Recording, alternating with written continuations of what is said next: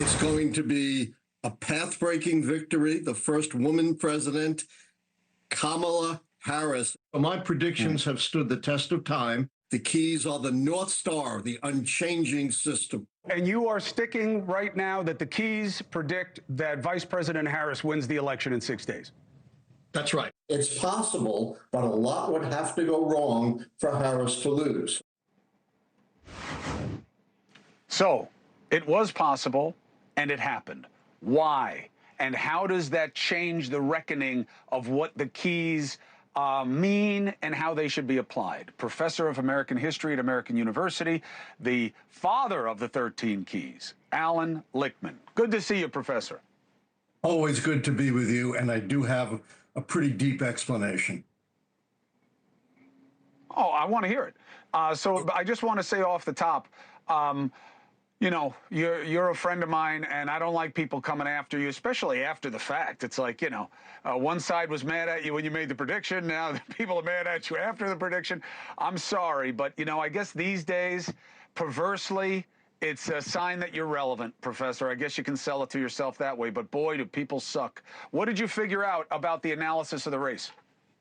Yes, as I said, things could go wrong. There could be unprecedented events that change the pattern of 160 years of history. That's what happened here. Two things. Number one, disinformation. We've always had disinformation, but disinformation has exploded to an unprecedented degree. You talked about a grievance election, but a lot of that grievance was driven by disinformation. Starts with Fox News and conservative media, conservative podcasters with tens of millions of views. But we've seen something brand new this time. The 300 billionaire Elon Musk putting his thumb on the scales through his control of X, formerly Twitter. It's been reported that his misinformation has had billions, literally billions of views. And this has spread to every aspect of this election. There is misinformation about everything about the economy, inflation, jobs, unemployment, the stock market, growth. There is vast disinformation about undocumented immigrants, you know, that they're supposedly killers who are out to get you. In fact, studies by Cato and the National Institute of Justice show undocumented immigrants are the most law-abiding segment of our society, committed crimes and violent crimes, less than half that of native-born Americans. It spread to the hurricane relief, spreading lies that hurricane relief dollars were being diverted to migrants. It's lies about the Ukraine war, that somehow Ukraine was responsible for having one of the world's great powers invade a third or fourth-rate power. And, you know, as scholars have shown, once you dissolve truth, democracy dissolves along with it. The way authoritarianism takes hold, and it's taking hold all over the world, not just here, is not through force, but through the manipulation of information. As George Orwell warned in 1984, you know, in that dictatorship, war is peace, famine is plenty. The other thing that's unique about this election is the explosion of elements that have always been present, the dark side of American history, but that have been agitated to an unprecedented degree in this election. And I'm talking about racism, misogyny, xenophobia, anti-Semitism, with a woman of color being a particular target. And these things cross ethnic and racial lines. The first xenophobic law in America goes all the way back to 1798, the Alien and Sedition Acts. And guess who the enemy was then? The French, who were ethnically and racially indistinguishable from the settlers in England. Then it's the Jews, the Germans, the Irish, the Mexicans, the Muslims. There's always an other.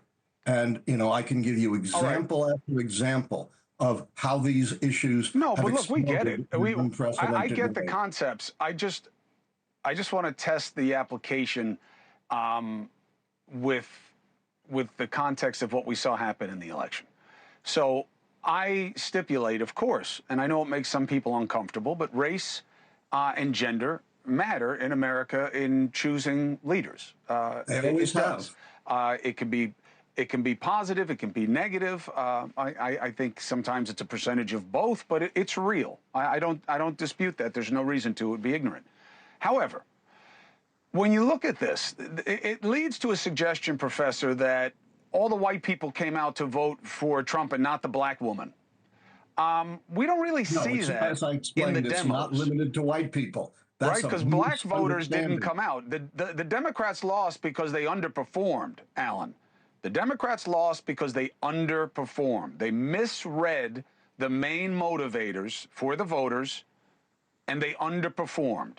Black women pulled a heavy, heavy load for the Democrats again, but they couldn't overcome black men, Latino women, married women, you know, even though reproductive rights matters, it wasn't everything for them. And you saw it in a lot of demos. So can it just be as simple as we're racist?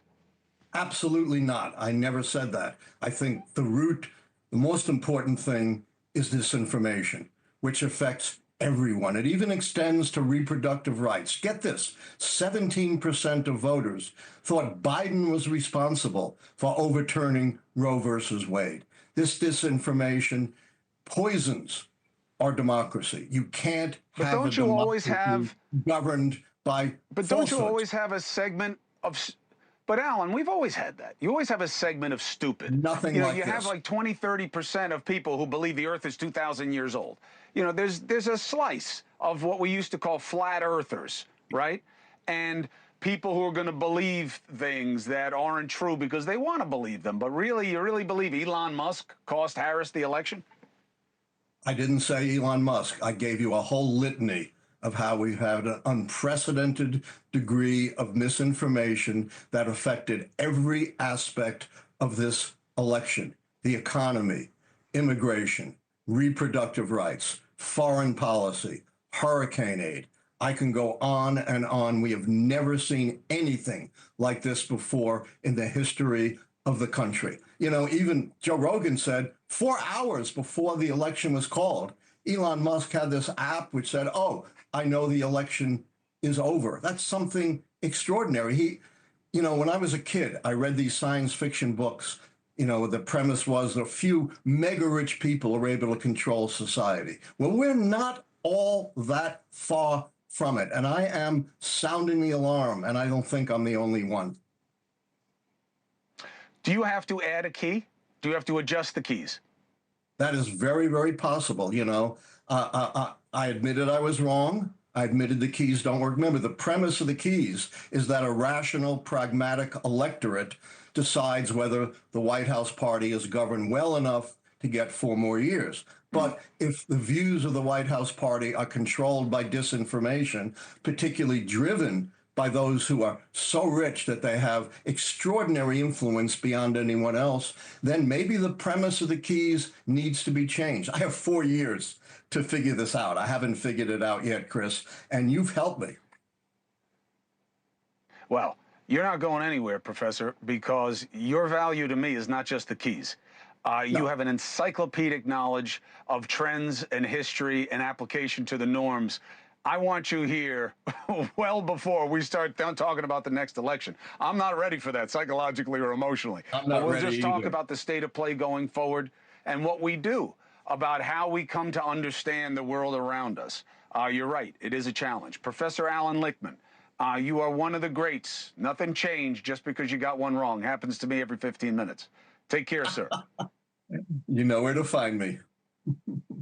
Hey, thanks for watching. Go to joinnn.com to find NewsNation on your screen. And don't forget, click the red subscribe button below to get more of NewsNation's fact-driven, unbiased coverage.